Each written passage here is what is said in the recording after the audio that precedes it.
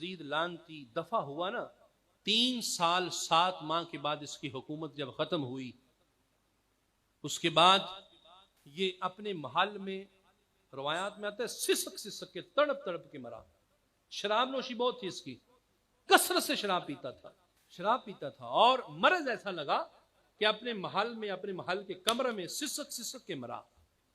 اور کوئی گھر والوں میں بھی کوئی فرد آگے نہیں بڑھا کہ اس کو جا کے پانی پلا دیں.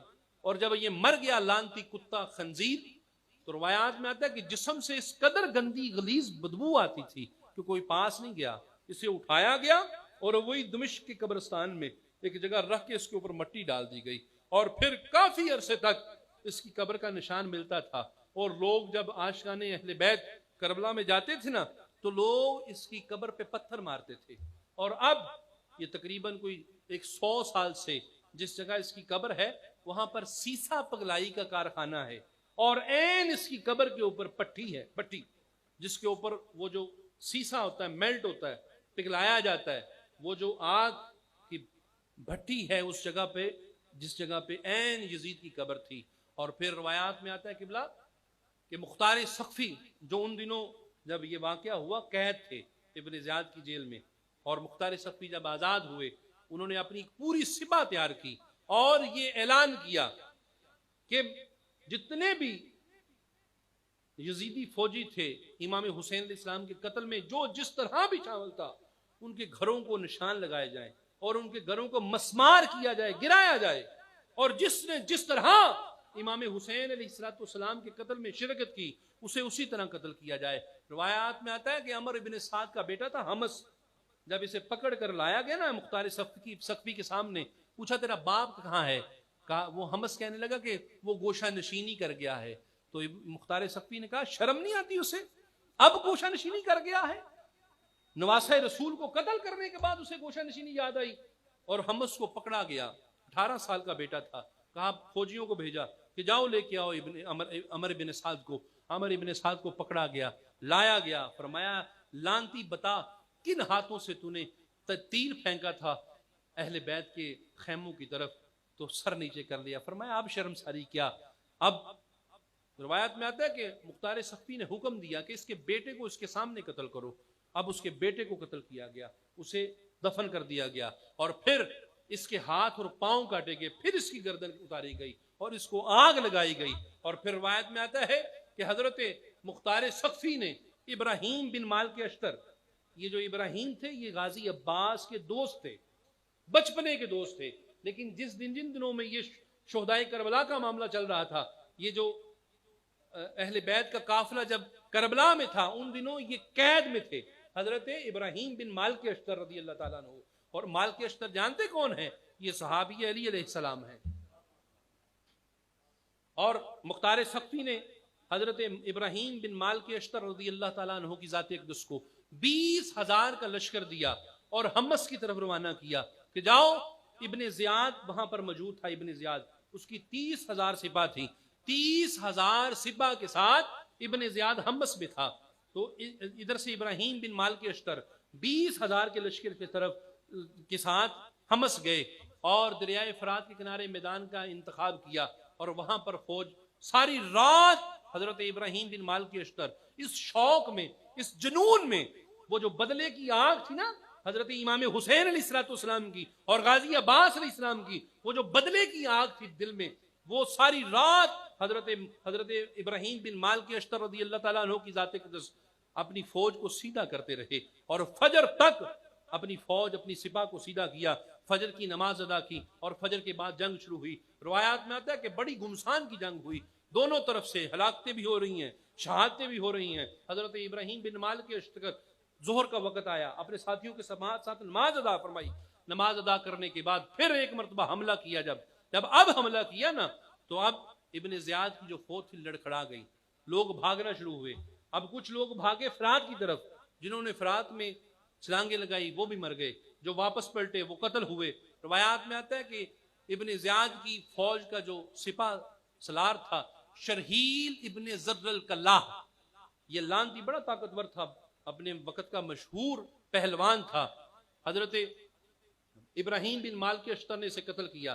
جب یہ قتل ہوا نا تو پھر فوج لڑکھڑا گئی، اب ہار تھی، لوگ قتل ہونا شروع ہوئے، اور پھر روایت میں آتا ہے کہ حسین ابن نمیر سامنے آیا، اسے بھی حضرت ابراہیم بن مالک اشتر نے گرایا، اور شام عصر سے پہلے فتح ہو گئی۔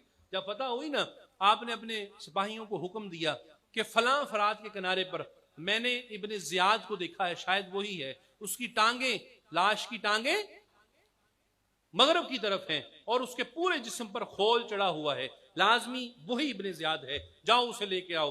جب لوگ وہاں پر پہنچے نا، نشاندہی ہوئی یہی ابن زیاد ہے، تو حضرت ابراہیم بن مالک اشتر رضی اللہ تعالیٰ عنہ کی ذات اقدس آپ خود آئے اور حسین ابن زیاد کا سر خود قلم کیا، اور قلم کرنے کے بعد اس سر کو، حسین ابن نمیر کے سر کو اور شرحیل ابن زرزل کلاہ کے سر کو ایک بوری میں ڈالا۔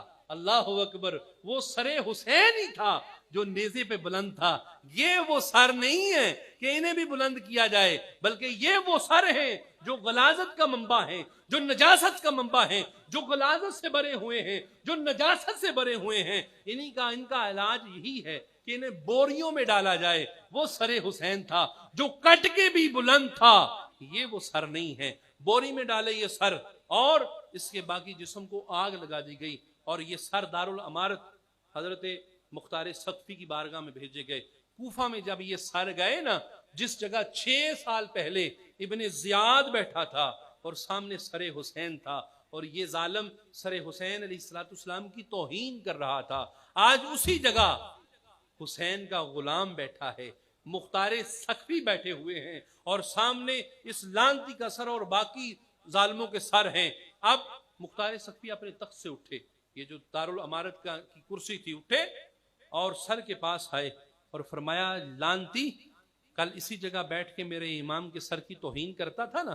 اب مختار سقفی نے اپنی جوتی اتاری، اور جوتی اتارنے کے بعد ابن زیاد کے سر میں جوتیاں مارنی شروع کی، اور لوگوں کو بلانا شروع کیا کہ آؤ دشمنان اہل بیت کا حال دیکھو، تماشا دیکھو۔ 3 دن تک یہ تماشا دیکھا گیا، لوگ آتے تھے، جوتیاں مارتے تھے، اور ایک روایت میں آتا ہے کہ 3 دن تک لوگوں نے دیکھا کہ ابن زیاد کے سر کے پاس ایک سانپ نمودار ہوا، ازدہا۔ اب وہ جو سانپ تھا ابن زیاد کے نتنوں سے اندر جاتا اور منہ سے خارج ہوتا، اور منہ سے داخل ہوتا اور نتنوں سے خارج ہوتا۔